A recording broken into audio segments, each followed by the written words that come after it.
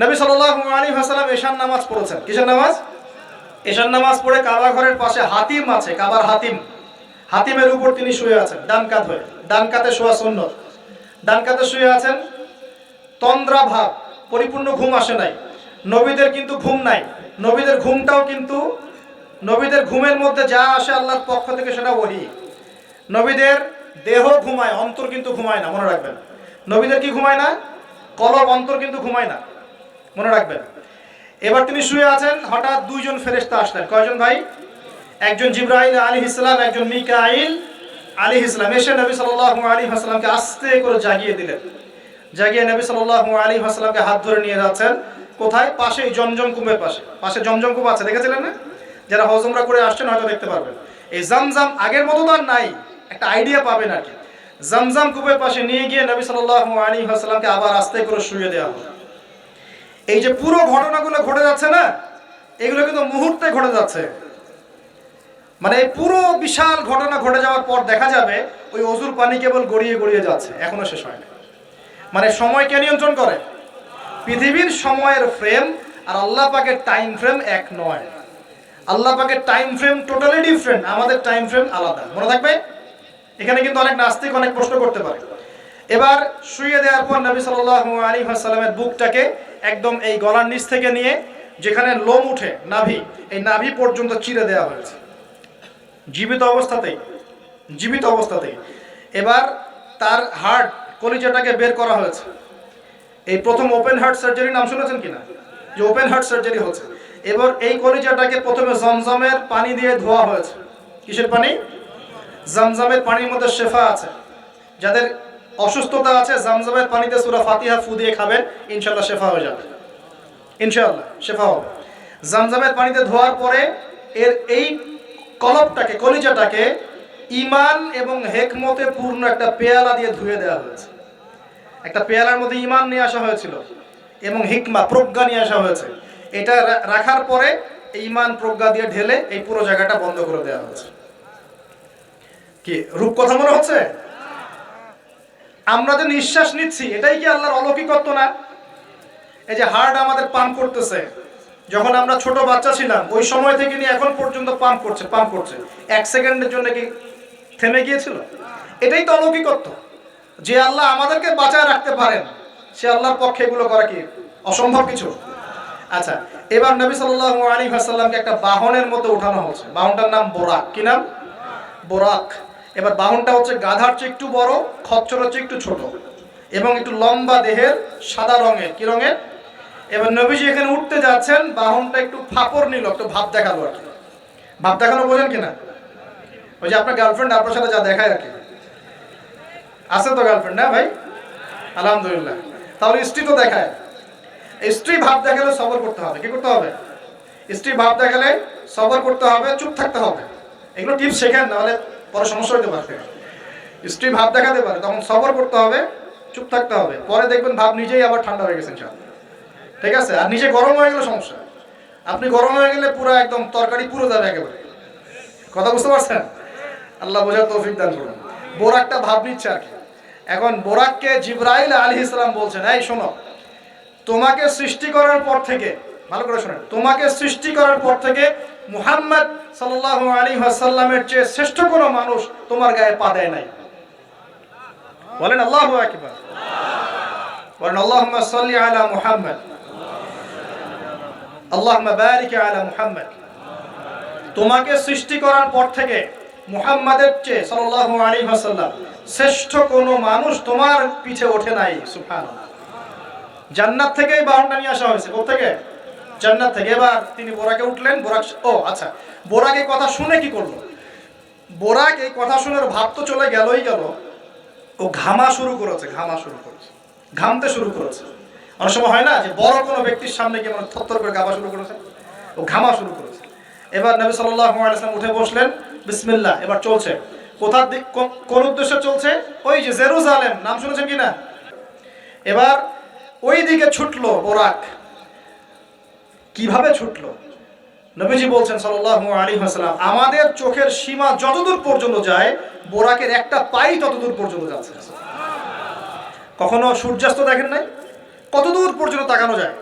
ওই যে সূর্য ডুবছে অতদূর পর্যন্ত বোরাকের একটা পা চলে যাচ্ছে, নিঃসন্দেহে আলোর বেগের চেয়ে বেশি বেগে যাচ্ছে সে।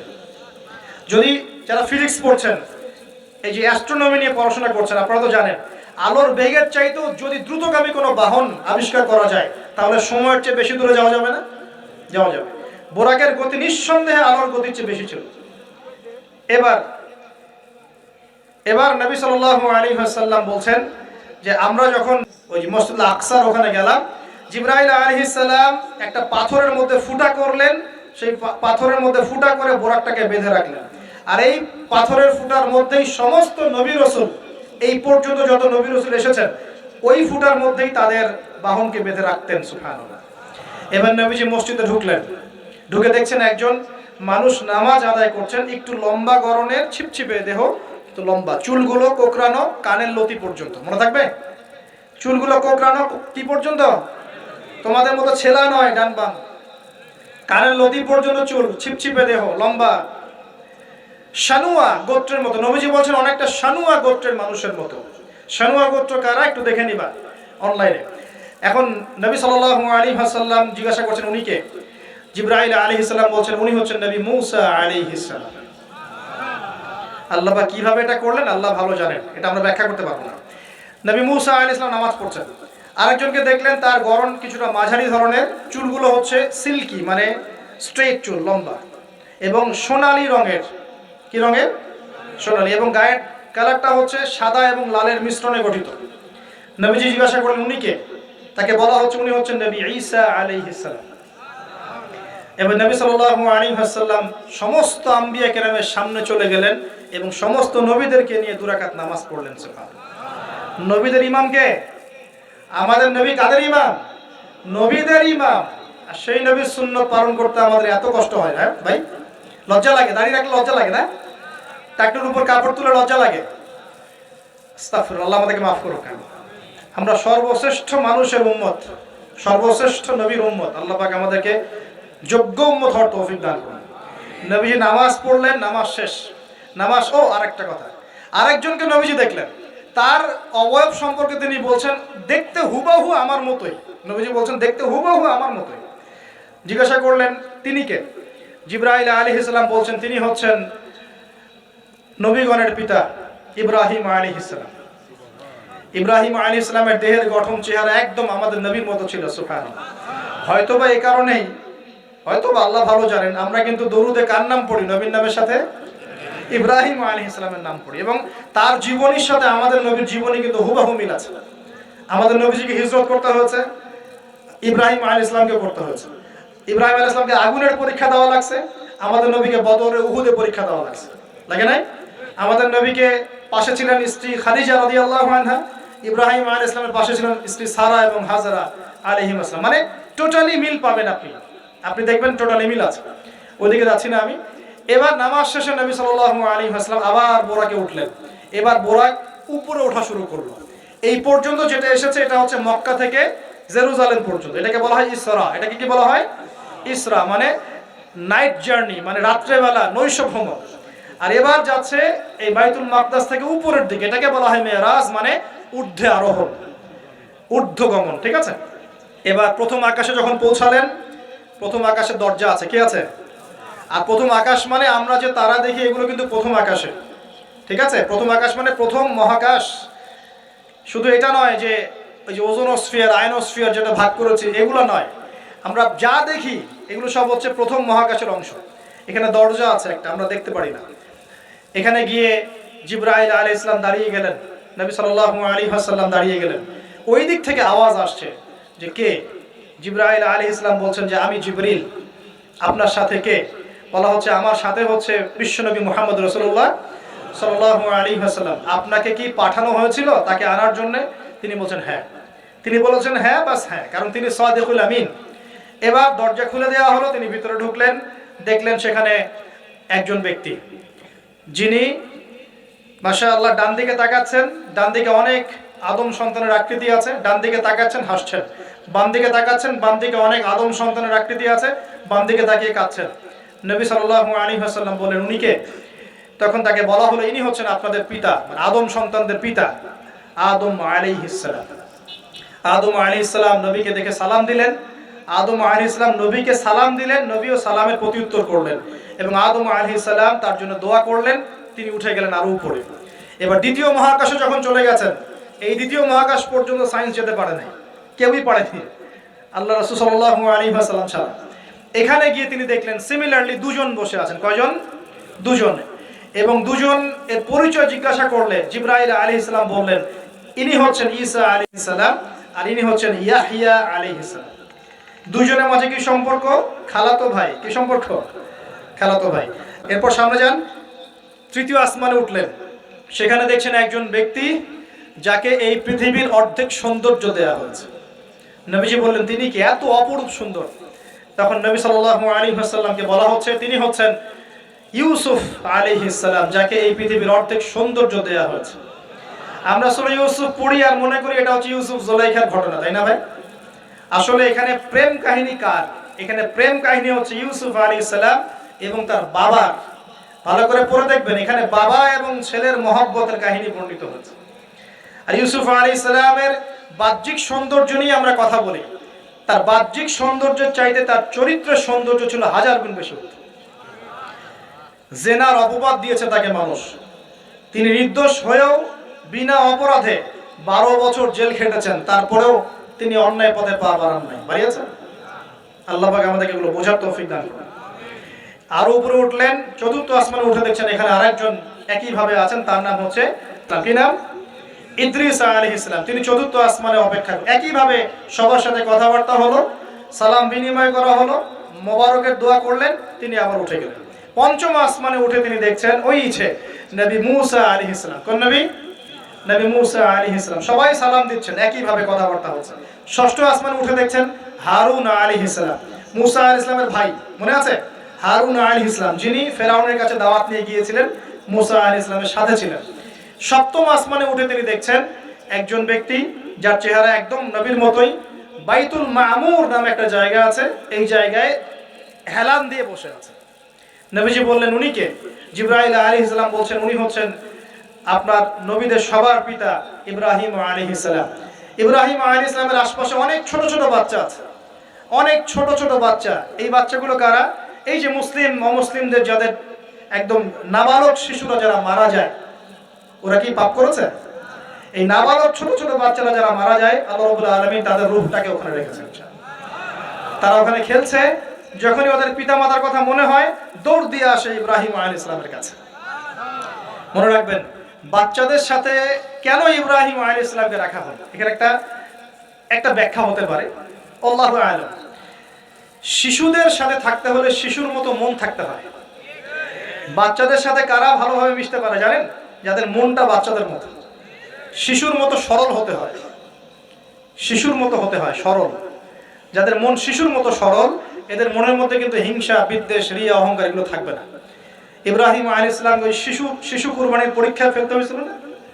আল্লাহ রাব্বুল আলামিন দেখেন তাকে বাচ্চাদের সাথে রেখে দিয়েছেন। বাচ্চারা ওখানে খেলাধুলা করে, যখনই ওদের বাবার কথা মনে হয়, মায়ের কথা মনে হয়, দৌড় দিয়ে ইব্রাহিম আলাইহিস সালামের কাছে চলে আসে। তিনি আদর করে দেন, আবার চলে যায়। কি চমৎকার দৃশ্য! তিনি হেলান দিয়ে আছেন বাইতুল মামুরে, সালাম করলেন। সালাম করে নবীজিকে বললেন, হে নবী, আপনার উম্মতকে জানিয়ে দিয়েন, আমি আপনাদেরকে সেটা জানিয়ে দিচ্ছি। হে নবী, আপনার উম্মতকে জানিয়ে দিয়েন যে জান্নাত হচ্ছে একটা উর্বর জায়গা, জান্নাতের পানি হচ্ছে মিষ্টি, জান্নাতের মাটি খুব উর্বর, জান্নাতের অনেক জায়গা ফাঁকা পড়ে আছে। আপনার উম্মতকে জানিয়ে দিয়েন এই ফাঁকা জায়গাগুলোতে তারা যদি গাছ লাগাতে চায় তাহলে যেন পড়ে সুবহানাল্লাহ, আলহামদুলিল্লাহ, ওয়ালা ইলাহা ইল্লাল্লাহ, আল্লাহু আকবার, ওয়ালা হাওলা ওয়ালা কুওয়াতা ইল্লা বিল্লাহ। এই মেসেজটা কে দিয়েছেন? ইব্রাহিম আলাইহিস সালাম। এই যে বাইতুল মামুরে হেলান দিয়ে আছেন, এটা কি? নবীজি বলছেন এটা হচ্ছে ফেরেশতাদের ইবাদত করার জায়গা। কাবা ঘর আছে না আমাদের, এই কাবা ঘরের ঠিক সোজা উপরে বাইতুল মামুর আছে, সপ্তম আসমানের ওখানে। ফেরেশতারা কিভাবে ইবাদত করেন শোনেন। নবীজি বলছেন এই বাইতুল মামুরে প্রতি মুহূর্তে 70,000 ফেরেশতা তাওয়াফ করছে। সুবহানাল্লাহ। ঠিক যেমন এখানে তাওয়াফ হচ্ছে 24 ঘন্টা, তাওয়াফ কি থেমে থাকে? তাওয়াফ থামে না। ঠিক ওইভাবে বাইতুল মামুরে তাওয়াফ থেমে থাকছে না। বাইতুল মামুরে ফেরেশতারা তাওয়াফ করছেন 70,000 ফেরেশতা একই সাথে। আর শুনে রাখেন, যে 70,000 ফেরেশতা একবার তাওয়াফ করার সৌভাগ্য পেয়েছে তারা কিয়ামত পর্যন্ত আর দ্বিতীয়বার চান্স পাবে না। এবার কি চিন্তা করতে পারছেন ফেরেশতাদের সংখ্যা কত কত হতে পারে? আমাদের সংখ্যা তত্ত্বের বাইরে, আমাদের সংখ্যা তত্ত্বের বাইরে। এবার নবী সাল্লাল্লাহু আলাইহি ওয়াসাল্লাম আরো একটু উপরে উঠলেন। এই জায়গার নাম সিদরাতুল মুনতাহা। কি নাম? সিদরাতুল মুনতাহা। এটা হচ্ছে একটা বড়ই গাছ। বড়ই গাছ দেখেছেন তো? এটা নবীজি বলছেন এত চমৎকার এই বড়ই গাছ, এর মধ্যে এত বেশি রং ছিল যে রংগুলোকে আমি ব্যাখ্যা করতে পারবো না। এর পাতাগুলো ছিল হাতির কানের মতো এবং এর ফলগুলো ছিল মটকার মতো বড় বড় এক একটা, এবং এর মধ্যে প্রজাপতি বসেছিল। এই প্রজাপতিগুলোর রং এত চমৎকার যেগুলো আমাদের পৃথিবীর রঙের মতো নয়। মানে এগুলো ব্যাখ্যা করার মতো শব্দ আমাদের কাছে নাই। অ্যামেজিং। এটা কোন জায়গা? আমাদের সবার রূহগুলো যেখানে উঠে যায়। এটা কোন জায়গা? আমাদের সবার নেক আমলগুলো যেখানে উঠে যায়। সবার রূহ, মৃত ব্যক্তিদের রূহ বা আত্মা এবং নেক আমলগুলো এই পর্যন্ত ওঠে, এরপরে সেখান থেকে উঠিয়ে নেওয়া হয়, এরপরে তারা আর যেতে পারে না। একইভাবে উপর থেকে আল্লাহ পাকের কোনো আদেশ আসলে এই সিদরাতুল মুনতাহা পর্যন্ত আসে, এরপর সেখান থেকে নিয়ে আসা হয়। আমি কি বুঝতে পারছি? এই হলো সিদরাতুল মুনতাহা, যেটা ফেরেশতাদের শেষ সীমা। এরপরে ফেরেশতারা আর যেতে পারবেন না। আল্লাহ পাকের নিকটবর্তী ফেরেশতারা ছাড়া নর্মাল যারা, তারা ওখানে যেতে পারে। নর্মাল মানে বলছি যারা এমনি অন্যান্য দায়িত্বে আছেন তারা সেখানে যেতে পারবেন না। এই পর্যন্ত লাস্ট ওই যে লাইন থাকে না, ডেড লাইন, এটা ডেড লাইন, এরপর যেতে পারবে না। এবার আমাদের নবীকে এখানে বাহন চেঞ্জ করে দেওয়া হলো, অন্য একটা বাহন আরো দ্রুতগামী তাকে দেওয়া হলো। এই বাহনে করে নবীজি একদম আলো পর্দা ভেদ করে উপরে উঠছেন। সুবহানাল্লাহ। আল্লাহ পাকের একদম কাছাকাছি আসছেন। কাছাকাছি আসার পর তিনি বলছেন, আমি তখন শুনতে পেলাম যে আল্লাহ পাকের নিকটস্থ ফেরেশতা যারা আল্লাহর আদেশ লিখে রাখেন, তারা কলম দিয়ে লিখছে আল্লাহর আদেশ। এই কলমের লিখার খসখস শব্দ আমি শুনতে পেলাম। সুবহানাল্লাহ, আল্লাহু আকবার।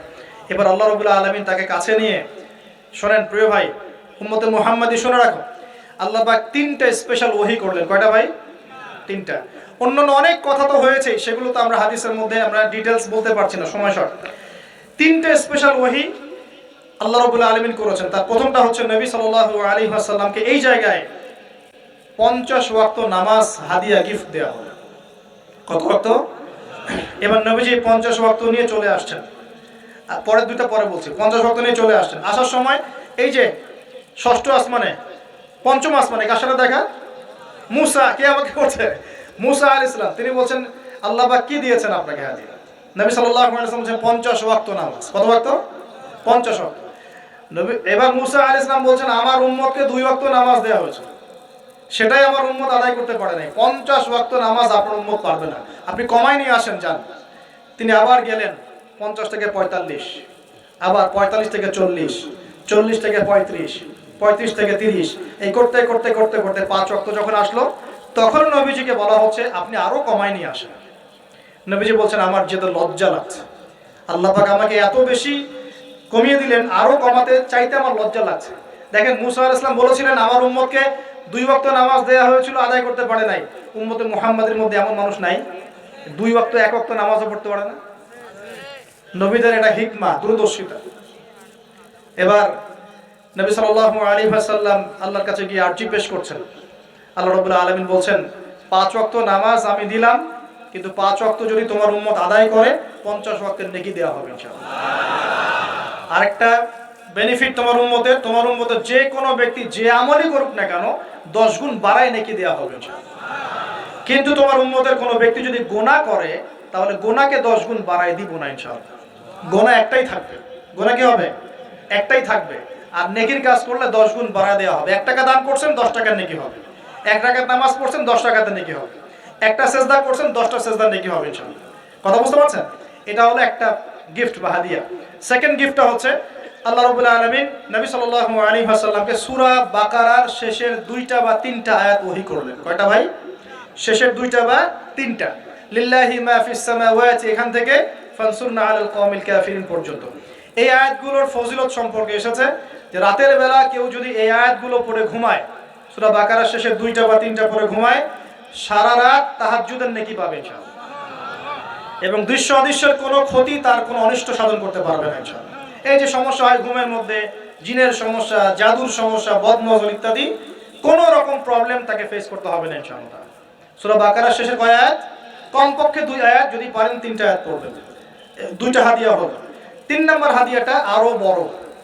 3 নম্বর হাদিয়া হচ্ছে নবী সাল্লাল্লাহু আলাইহি ওয়াসাল্লামকে আল্লাহ পাক বললেন, তোমার উম্মতের, একটু গৌর করে শুনেন, তোমার উম্মতের যে কোনো ব্যক্তি যত পাপই করুক না কেন, যদি আমার সাথে শিরকের পাপ না করে, শিরকের পাপ ছাড়া আমার সাথে সাক্ষাৎ করে, আসমান জমিন সমান যদি পাপ করে, আমি আল্লাহ তার সামনে আসমান জমিন সমান ক্ষমা নিয়ে হাজির হব ইনশাআল্লাহ। এই উম্মতের যে কোনো ব্যক্তি খালি লা ইলাহা ইল্লাল্লাহ মুখ দিয়ে পড়েছে, ইসলামের সামনে আত্মসমর্পণ করেছে এবং শিরক মুক্ত আমল করেছে, বেদাত মুক্ত আমল করেছে, ঠিক আছে, তার যত বড় বড় পাপই থাকুক না কেন, ইনশাআল্লাহ আল্লাহ পাক কোনো না কোনো ওসিলায় সেই পাপ মাফ করে দেবেন ইনশাআল্লাহ। এটা একদম লিখিত হয়ে গেছে। জান্নাতীদের 120 কাতার হবে। এই 120 কাতার মানুষের মধ্যে 80 কাতার হবে উম্মতে মুহাম্মাদের মধ্যে। আমরা কি শিরক মুক্ত আমল করতে পারবো না ভাই? সাহাবীরা অবাক হয়ে বলছেন, যদি সে চুরি করে, যদি সে জেনা করে, নবীজি বলছেন যদি সে চুরিও করে, যদি সে জেনাও করে, তবুও তাওহীদ ঠিক থাকলে জান্নাতে চলে যাবে। নবীজি বলেছেন, আমি জাহান্নামে দেখেছি বেশিরভাগ নারী জাতি। এখানে আমার মা, আমার বোন, আপনার মা, আপনার বোনের সতর্ক হওয়ার কি হেদায়েত আছে কি নাই? আর এই মেয়েদেরকে চালাই কি আমরা না অন্য কেউ? আমরাই তো আমাদের পরিবারকে চালাই কি না? আমরাই তো খাওয়াই পড়ে নাকি? তাহলে আমাদের পরিবারের বোনেরা কি পর্দা করতে পারবে না? প্রতিষ্ঠা করতে পারবেন না? পরিবারের আমাদের মায়েরা, বোনেরা, স্ত্রীরা পর্দা করবে না? এই দায়িত্ব আমাদের না? পরিবারের কর্তা আমরা নই? আল্লাহ কি আমাদেরকে জিজ্ঞাসা করবেন না? অতএব আমরাও যেন সতর্ক হয়ে যাই, আল্লাহ পাক তৌফিক দান করুন। এই জন্য বলি, বিয়ে করতে হলে আগে দিনদারিতা দেখবেন, তারপর বিয়ে করবেন। দুনিয়াদারিতা দেখে বিয়ে করলে পরে পস্তাবেন। ছেলে মেয়ে উভয়ের প্রতি একই নসিহত, বিয়ে করতে যদি হয়, বিয়ে যদি করতেই হয়, তাহলে দিনদারিতা দেখে বিয়ে করবেন। তারপর দেখবেন যে মেয়ের বংশ কেমন, সৌন্দর্য কেমন, এই সেই পরে দেখবেন। আগে দেখবেন দিনদারিতা ঠিক আছে কিনা। ছেলের ক্ষেত্রে একই বিধান, আগে দেখতে চান না কত বড় চাকরি করে, কত প্রপার্টিজ আছে, কত বড় বাড়ি, এগুলো পরে দেখবেন। আগে দেখবেন ছেলে নামাজ পড়ে কিনা, ছেলের মধ্যে সুন্নত আছে কিনা, এইগুলো আগে দেখবেন। এই বিয়ে নিয়ে প্রচুর জাহিলিয়াত সমাজে আছে, এই কারণেই পরিবারগুলো এখন ভেঙে যাচ্ছে। আল্লাহ পাক আমাদেরকে সুন্নাহ মেনে চলার তৌফিক দান করুন, বলি আমিন। নবীজি এখানে বলেছেন, আমি জাহান্নামে দেখেছি বেশিরভাগ অধিবাসী নারী জাতি। আমাদের বোনদেরকে রিকোয়েস্ট করব, সতর্ক হয়ে যান, আল্লাহর ওয়াস্তে সতর্ক হয়ে যান। কেন শোনেন, কেন নবীজি বললেন, এই পয়েন্টটা একটু ভালো করে বোঝেন। কেন নবীজি এই উম্মতের মধ্যে বেশিরভাগ মেয়েকে জাহান্নামী বললেন? আপনি একটু চিন্তা করেন তো, এই উম্মতের মধ্যে কি এমন হয়েছে, এই উম্মতের মেয়েদের সাথে কি এমন হয়েছে যার ফলে মেয়েদেরকে আর ঘরে রাখা যায় না, সব বাইরে চলে আসতেছে? কি হয়েছে এই উম্মতের মেয়েদের সাথে? এই প্রবলেম তো আগে 200-500 বছর আগে ছিল না। 500 বছর আগে আপনি কি কোনো মেয়েকে দেখেছেন আমাদের মেয়েদের মতো বেপর্দায় সারা রাস্তাঘাট, গ্রামগঞ্জ, একদম অফিস আদালত, বাজার ঘাট সব ঘুরে বেড়াচ্ছে? দেখেছেন 500 বছর আগে, 300 বছর আগে, 200 বছর আগে? লাস্ট সমসাময়িক সময়ে কি এমন হলো যে মেয়েদেরকে আর ঘরে রাখা যায় না? আমি একটা শব্দ বলে দিই, বাসায় গিয়ে রিসার্চ করবে, সব বলে দিব না। লাস্ট 100-200-300 বছরে একটা মুভমেন্ট, একটা আদর্শ ছড়িয়ে পড়েছে বিশ্বের বুকে, তার নাম হলো ফেমিনিস্ট রেভলিউশন। মনে থাকবে, ফেমিনিস্ট রেভলিউশন। এটা নিয়ে ঘাটাঘাটি করেন, বুঝতে পারবেন কেন জাহান্নামের বেশিরভাগ অধিবাসী জাহান্নামে যাবে, নারীরা কেন জাহান্নামে যাবে বেশি বেশি। এই মুভমেন্টটা নিয়ে পড়াশোনা করলেই বুঝতে পারবেন। আল্লাহ পাক আমাদেরকে বোঝার তৌফিক দান করুন, অন্তরের চোখ খোলার তৌফিক দান করুন। নবীজি আরো বলছেন, আমি জাহান্নামে গেলাম, জাহান্নাম আমাকে দেখানো হলো এবং সেখানে আমি একজন ফেরেশতাকে দেখলাম। কি দেখলাম? এই ফেরেশতা আমাকে দেখে হাসে নাই। সবাই মনোযোগ দেন, মেরাজের রাতের সবাই নবী সাল্লাল্লাহু আলাইহি ওয়াসাল্লামের সাথে হাসি মুখে সাক্ষাৎ করেছেন, এই ফেরেশতা বাদ দিয়ে। নবীজি বললেন জিবরাইল আলাইহিস সালামকে, সে এত গম্ভীর কেন, তার চেহারায় হাসি নাই কেন?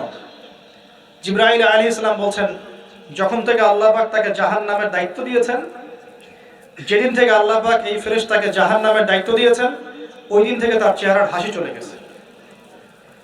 আর কিছু বলতে হবে? কেন হাসি চলে গেল? খুশিতে?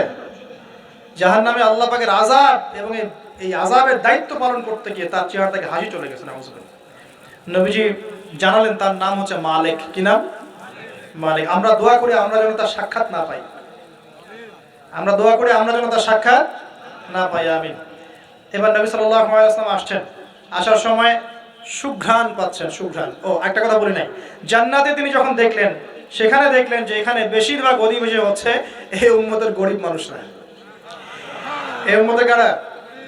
গরিব মানুষ, টাকা পয়সা কম, এত হিসাব কিতাব নাই, পাঁচ ওয়াক্ত নামাজ পড়ে, রোজা রাখে, সাধ্যমতো দান সদকা করে, সত্য কথা বলে, জান্নাতে চলে যাবে ইনশাআল্লাহ। গরিবদের 500 বছর আগে, কত বছর আগে? তার মানে এই উম্মতের যদি কেউ গরিব হয়ে থাকি আমরা, কষ্টের কিছু আছে? ইনশাআল্লাহ কষ্টের কিছু নাই। তারপর নবীজি আসছেন, তিনি বলছেন যে আমি একটা মিষ্টি জান্নাতি সুঘ্রাণ পেলাম। আমি জিজ্ঞাসা করলাম এটা কোত্থেকে আসছে? তখন জিবরাইল আলাইহিস সালাম বললেন এই ঘ্রাণ আসছে ফেরাউনের মেয়ের চুল আঁচড়ে দিত একজন দাসী, হঠাৎ একদিন চিরুনি পড়ে গেল হাত থেকে, সে বিসমিল্লাহ বলে চিরুনি উঠিয়েছে, আর দাসী শুনে নিয়েছে বিসমিল্লাহ মানে, বিসমিল্লাহ মানে কি? আল্লাহর নামে মানে কি? তোমার কি ফেরাউন আমার বাবা ছাড়া আরো কোনো ইলাহ আছে নাকি? তখন সেই মহিলা বলেছিল হ্যাঁ, আমি এক আল্লাহর ইবাদত করি, ফেরাউনেরও রব হচ্ছে আমার আল্লাহ। এই অপরাধে তাকে ফেরাউন বড় আগুনের কুণ্ডলি খুঁড়ে তাকে ওখানে নামিয়ে দিয়েছিল, এবং তার 3টা কি 4টা বাচ্চা ছিল, এই সব বাচ্চাগুলোকে তার চোখের সামনে পুড়িয়ে মেরেছে। শেষে একটা বাচ্চা ছিল, কোলের বাচ্চা, এই বাচ্চাকে নিয়ে সে লাফ দিবে, তাকে বাধ্য করা হচ্ছে, সে তো নিজে মরতে রাজি, কিন্তু বাচ্চাটা মায়া লাগবে না, সে বাচ্চাকে নিয়ে লাফ দিতে চাচ্ছে না। তখন আল্লাহ পাক ওই বাচ্চার জবানে আল্লাহর কুদরত, আল্লাহর মুজিজা চালু করে দিলেন, ওই বাচ্চা কথা বলা শুরু করল। ওই বাচ্চা বলল হে আম্মা ইসবিরি ইয়া উম্মা, হে আমার মা সবর করো, ফাইন্না মাউইদুনাল জান্নাহ, আমাদের জন্য আল্লাহ পাক জান্নাত রেখেছেন। আলহামদুলিল্লাহ, লাভ দিয়ে জান্নাত। ওই যে ফেরাউনের স্ত্রী বলা ঠিক না এখানে, ফেরাউনের ওই দাসী যে চুল আশ্রয় দিত, আসিয়া, যার নাম বলা হয় কোনো কোনো জায়গায় আসিয়া, এবং তার সন্তানদেরকে যেখানে দাফন করা হয়েছে ওখান থেকে জান্নাতের ঘ্রাণ আসছে। কে পেলেন এই ঘ্রাণ? রাসূলুল্লাহ সাল্লাল্লাহু আলাইহি ওয়াসাল্লাম। এবার তিনি চলে আসছেন, এসে কাবা ঘরের হাতিমে আবার এসে সেখানে আসলেন, এখানে বিমর্ষ মুখে বসে আছে। কেন মন খারাপ? যে আমি যদি এই ঘটনা যদি কালকে এখন সকালে সবাইকে বলা শুরু করি, সবাই তো আমাকে এখন কি বলবে? মিথ্যাবাদী, এমনিই তো মিথ্যাবাদী বলছে, এখন এই ঘটনা আবার বিশ্বাস করবে কি? এখন সকালবেলা আবু জাহেল আসছে, এসে বলছে যে কি নতুন কিছু ঘটনা ঘটছে নাকি, নতুন কোনো ঘটনা আছে নাকি, টিটকারি করলো আর কি। রাসূল সাল্লাল্লাহু আলাইহি ওয়াসাল্লাম বলছেন আমি গতকালকে আকসায় গিয়েছিলাম। এখন আবু জাহেল বলছে ও আচ্ছা চমৎকার, আকসায় গিয়েছিলেন, তাই নাকি, আর কি করেছো?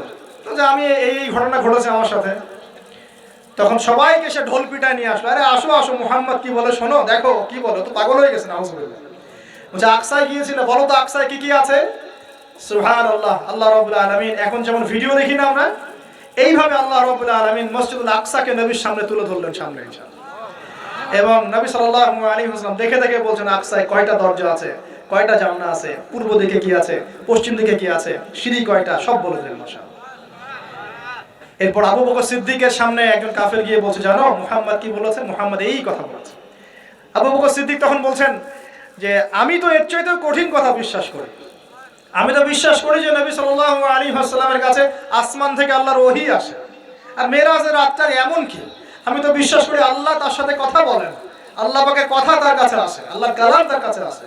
ওই দিন থেকে নবী সাল্লাল্লাহু আলাইহি ওয়াসাল্লামের এই সাহাবীর নাম হয়ে গেল আবু বকর সিদ্দিক। এখন এর মাঝখানে আর কয়েকটা কথা হয়েছে, আমাদের নবী পরে হাদিসে জানিয়েছেন, এগুলো বলে শেষ করছি।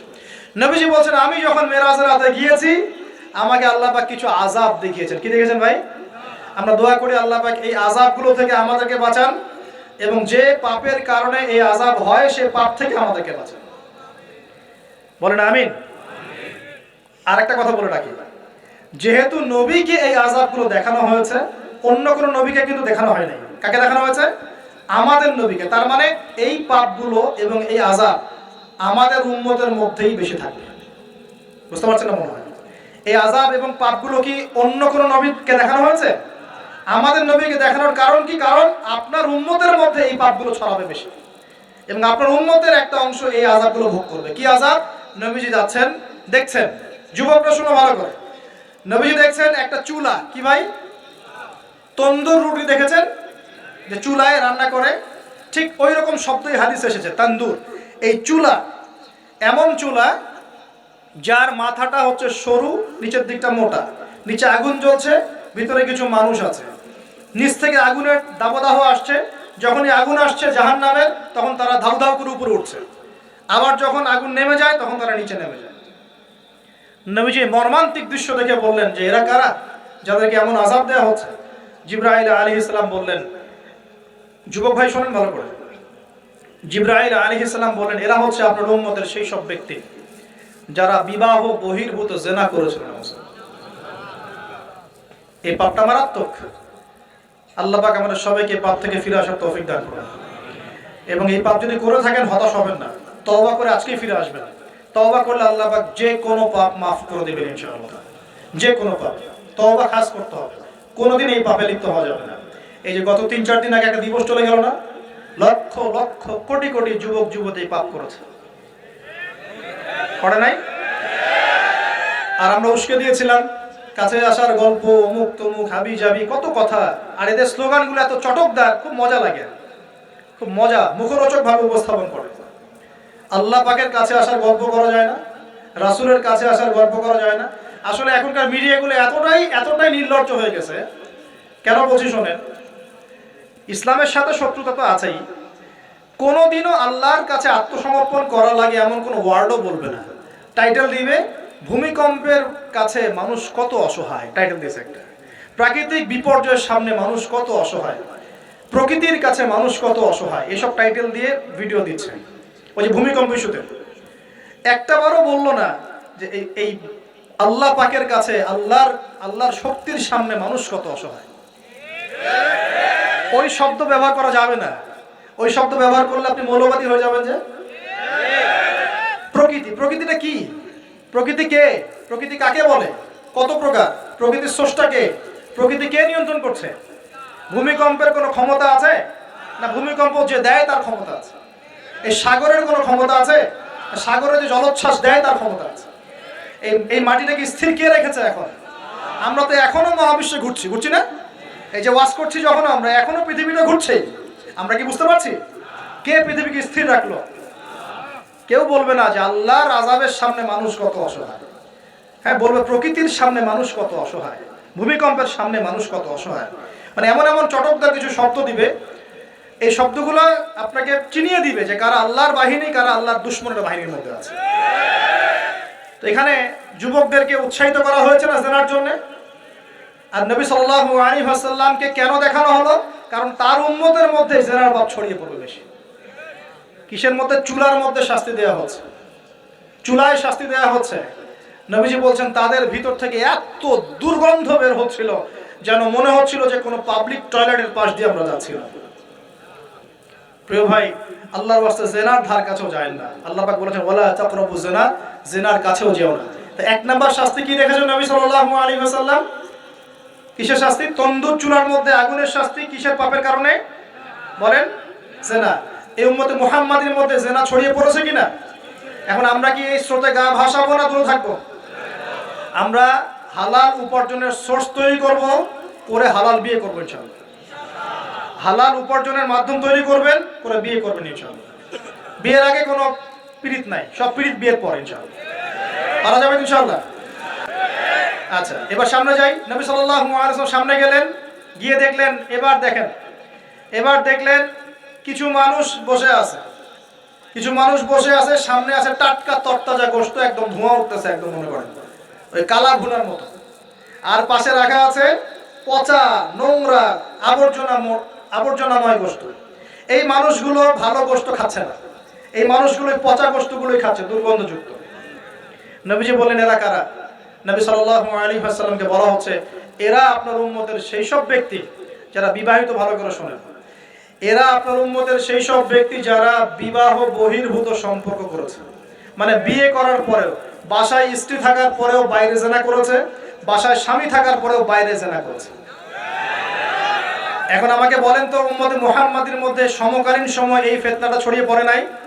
পরকীয়া ছড়িয়ে পড়ে নাই?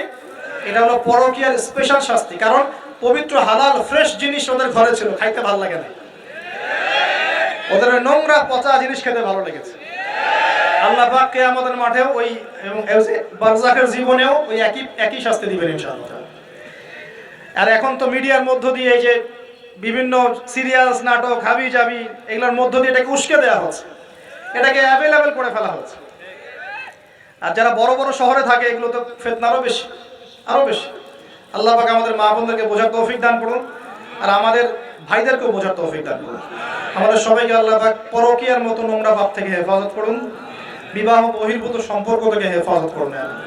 আরো সামনে যান, নবীজি দেখলেন এবার একটা রক্তের নদী। কিসের নদী ভাই? প্রশ্ন করবো কেন রক্তের নদী, উত্তর দিতে হবে।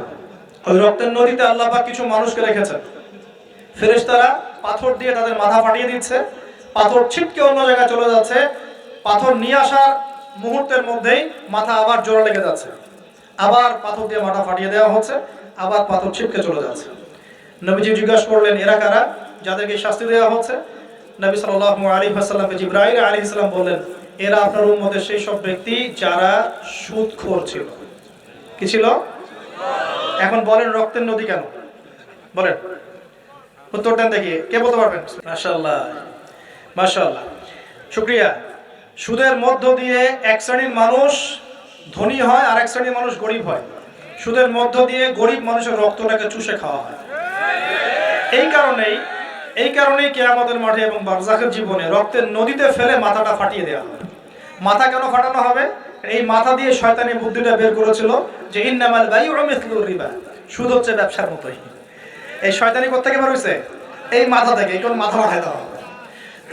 আল্লাহ পাকের শাস্তি খুব নিপুণ। আমি একটু চিন্তা করার চেষ্টা করেছিলাম আজকে কেন এই শাস্তিগুলো এইভাবে আসবে। আল্লাহু আ'লাম বিসওয়াব, আল্লাহ ভালো জানেন, তবে আমাদের কাছে এটা মনে হয়। এরপর সামনে যান, এই পাপের কারণে আরো কিছু মানুষকে শাস্তি পেতে দেখা গেছে। নবীজি দেখেছেন আরো এক শ্রেণীর মানুষ যাদের পেটটা ফুলে আছে। প্রাসাদ দেখেছেন, অট্টালিকা, অট্টালিকার মতো পেটটা ফুলে আছে, ভিতরে সাপ কিলবিল করছে। না না না না না, নবীজিকে জিজ্ঞাসা করলেন এরা কারা? এই হাদিসেও আছে এরা ছিল আপনার উম্মতের সুদখোর ব্যক্তিরা, পেটের ভেতর সাপ কিলবিল করছে। আরেকটা জায়গায় তিনটা দেখা গেছে সুদখোরের শাস্তি। কয়টা ভাই? তিনটা। একটা দেখলাম রক্তের নদীতে মাথা ফাটানো, আরেকটা হচ্ছে পেটের মধ্যে সাপ কিলবিল করছে, আরেকটা হচ্ছে দেখলেন কিছু মানুষ পানিতে হামা করে দিচ্ছে এবং পাথর খাচ্ছে। কি খাচ্ছে ভাই? পাথর। এবং এই পাথরটা ভিতরে যাচ্ছে, গিয়ে পিছনের রাস্তা দিয়ে বের হয়ে যাচ্ছে। নবীজি বলেন এরা কারা? একই উত্তর দিলেন জিবরাইল আলাইহিস সালাম, এরা হচ্ছে আপনার উম্মতের সুদখোর ব্যক্তিরা। সুদের এই তিনটা শাস্তি স্পেশাল দেখা গেছে। কেন আল্লাহ ভালো জানেন, আমরা সব ব্যাখ্যা করতে পারবো না। নবীজি আরো সামনে এগিয়ে গেলেন, তাকে দেখানো হলো এবার এক শ্রেণীর ব্যক্তি, হাতগুলো নখগুলো তামার মতো লম্বা, তামার নখ, লম্বা লম্বা নখ। দেখেছেন কোন কোন মুভির মধ্যে দেখা গেছে, ছবির মধ্যে তামার লম্বা লম্বা। হ্যাঁ, তো এই নখগুলো দিয়ে তারা চোখ এবং গাল আঁচড়াচ্ছে, কোন কোন ক্ষেত্রে বুক আঁচড়াচ্ছে এবং ওই গোশতগুলো খাচ্ছে। নবী জিজ্ঞাসা করলেন এরা কারা? নবীজিকে বলা হচ্ছে এরা আপনার উম্মতের সেই সব ব্যক্তি যারা বেশি বেশি গীবত করত এবং অন্যের নামে মিথ্যা অপবাদ ছড়াতো। আর সতর্ক করে দেই, এই পাপটা কিন্তু এখন ছেলে মেয়ে সব সমাজে বেশি হয়। কি আলেম জালেম সব সমাজে বেশি হয়। কোন কোন ক্ষেত্রে ওয়াজ মাহফিলের প্যান্ডেলগুলোর মধ্যে বসে বসে মানুষের গীবত করা হচ্ছে। এবং এই অনলাইনের ফেসবুক আর ইউটিউবের যে কন্টেন্টের যুগগুলো চলছে, এখানে কারণ থাক না থাক মানুষের গীবত তহমত প্রচুর হচ্ছে, কোনো কারণে হোক অকারণে হোক। সতর্ক হয়ে যাবেন, আপনার দ্বারা আমার দ্বারা যদি কারো গীবত হয়, তামার নখ দিয়ে গাল আঁচড়াতে হবে কিয়ামতের মাঠে। আল্লাহ পাক বাঁচা কেমন হেফাজত করবে। এবং এই পাপের আরেকটা শাস্তি দেখা হয়েছে, ওই যে নিজের ভাইয়ের গোশত ছিঁড়ে ছিঁড়ে খাচ্ছে, এই শাস্তিও নবী সাল্লাল্লাহু আলাইহি ওয়াসাল্লাম দেখেছেন গীবতের কারণে। আরো সামনে গেলেন, দেখলেন এক শ্রেণীর মানুষকে আগুন খাওয়ানো হচ্ছে এবং আগুনগুলো পিছনের রাস্তা দিয়ে বের হয়ে যাচ্ছে। জিজ্ঞাসা করা হলো তারা কারা? নবীজিকে বলা হচ্ছে এরা আপনার উম্মতের সেই সব ব্যক্তি যারা এতিমের মাল ভক্ষণ করত। এতিমের মাল অন্যায়ভাবে ভক্ষণ করে খেয়ে ফেলত। আছে কি নাই সমাজের মধ্যে? নবীজি আরো সামনে গেলেন, দেখলেন এক শ্রেণীর মানুষ কাঁধে অনেক বোঝাগুলো হালকা করার বদৌলতে উল্টা তারা বোঝা হালকা না করে আরো কিছু বোঝা ঘাড়ে নিচ্ছে, লাকড়ির বোঝা ঘাড়ে নিয়ে পথ চলার চেষ্টা করছে, কিন্তু পথ চলতে পারছে না। নবীজি বলেন এরা তো অদ্ভুত, এরা তো চাইলে বোঝা হালকা করে চলতে পারত, বোঝা আরো নিয়ে চলছে কেন? নবীজিকে বলা হচ্ছে এরা আপনার উম্মতের সেই সব ব্যক্তি যারা দায়িত্ব যতটুকু নিয়েছিল অতটুকু তো পালন করতে পারতোই না, আরো দায়িত্ব চেয়ে নিত মানুষের কাছে।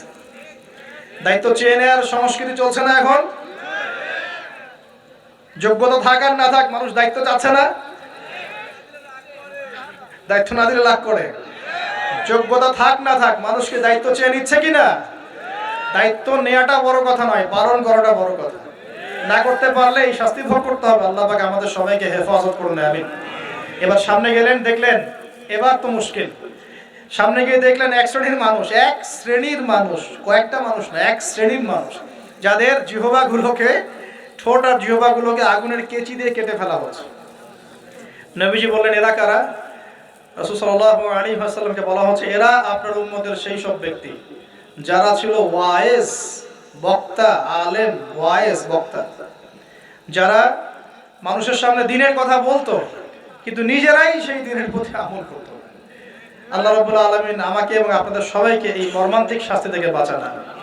যা বলবো তার উপর আমল করার তৌফিক দান করুন, যা জানবো তার উপর আমল করার তৌফিক দান করুন। যা বলি আমল করি না সেটা প্রয়োজনে বলার দরকার নাই, সেটা আমল করি না সেটা প্রয়োজনে বলার দরকার নাই। আল্লাহ পাক আমাদেরকে রাসূলের সুন্নাহ মাফিক দাওয়াতি কাজ করার তৌফিক দান করুন এবং এই শ্রেণীর বক্তার অন্তর্ভুক্ত হওয়া থেকে আল্লাহ পাক আমাদেরকে বাঁচান। এইভাবে তিনি আরো বেশ কিছু শাস্তি দেখলেন, তারপর তাকে ফিরিয়ে আনা হলো। এই মেরাজের ঘটনা এভাবে শেষ হলো। এখন এই পুরো মেরাজের ঘটনা আমরা শিখলাম রাসূলুল্লাহ সাল্লাল্লাহু আলাইহি ওয়াসাল্লামের এই মেরাজ উম্মতে মুহাম্মাদির জন্য খাস কিনা, আমাদের জন্য খাস কিনা? এরকম ঘটনা কি বিশ্বে আর কোথাও ঘটেছে? এই পুরো হিস্ট্রির মধ্যে কি এরকম ঘটনা কখনো ঘটেছে? অন্য কোন নবীর সাথে ঘটেছে? অন্য কোন উম্মতের সাক্ষী আছে? আমরা সাক্ষী আছি, আমাদের নবীর সাথে ঘটেছে। আমাদের নবীর ক্ষেত্রে জীবনে এই বিস্ময়কর ঘটনা একবার ঘটেছে। আল্লাহ পাক কি কোনো নবীকে তার কাছে নিয়ে ওহী করেছেন? আসুন এই মেরাজে যে বিষয়গুলো আমরা শিখলাম, আমরা সবাই এর উপর আমল করার চেষ্টা করি। আল্লাহ পাক তৌফিক দান করুন। প্রথম কথা, 5 ওয়াক্ত নামাজ হাদিয়া এসেছে, ছাড়বো কি ইনশাআল্লাহ? আল্লাহ পাক সবাইকে 5 ওয়াক্ত নামাজ পড়ার তৌফিক এনায়েত করুন, বলি আমিন। 2 নাম্বার, সূরা বাকারার যে শেষের আয়াতগুলো সেগুলো আমল করব তো ইনশাআল্লাহ? আল্লাহ তৌফিক এনায়েত করুন, বলি আমিন। তৃতীয়ত হচ্ছে, শিরকের পাপে লিপ্ত না হলেই জান্নাতে যাব ইনশাআল্লাহ। শিরকের পাপে লিপ্ত হবেন কখনো? আল্লাহ পাক শিরক কি কেন বোঝার তৌফিক দান করুন, শিরক মুক্ত আমল করার তৌফিক দান করুন। যে শাস্তিগুলো দেখে এসেছেন নবী সাল্লাল্লাহু আলাইহি ওয়াসাল্লাম, আমাদের মা বোনদেরকে কি বেপরদায় রাখবো? ফেমিনিস্ট রেভলিউশনে ধোকায় পড়বো? আমরা কি জান্নাতে যাওয়ার জন্য একটু কষ্ট করতে পারবো না? ইনশাআল্লাহ। আর জাহান্নাম ঘেরা আছে প্রবৃত্তি দিয়ে, প্রবৃত্তির দাসত্ব করব? সুদ কি খাবো? আমরা কি এতিমের মাল ভক্ষণ করব? জেনার পাপে লিপ্ত হব? আমরা কি সুদের পাপে লিপ্ত হব? আমরা কি মৃত ভাইয়ের গোশত খাওয়ার পাপ করব? আমরা কি এমন বক্তা হব যে কথা বলে কিন্তু আমল করে না? আমরা কি দায়িত্ব পালন করতে পারি না, এমন দায়িত্ব ঘাড়ে নিব? আল্লাহ পাক আমাদেরকে সবাইকে মেরাজের রাতে নবী সাল্লাল্লাহু আলাইহি ওয়াসাল্লাম যে মর্মান্তিক আযাব গজবগুলো দেখে এসেছেন, এগুলো চেনার, বোঝার এবং এগুলো থেকে দূরে থাকার তৌফিক দান করুন, বলি আমিন।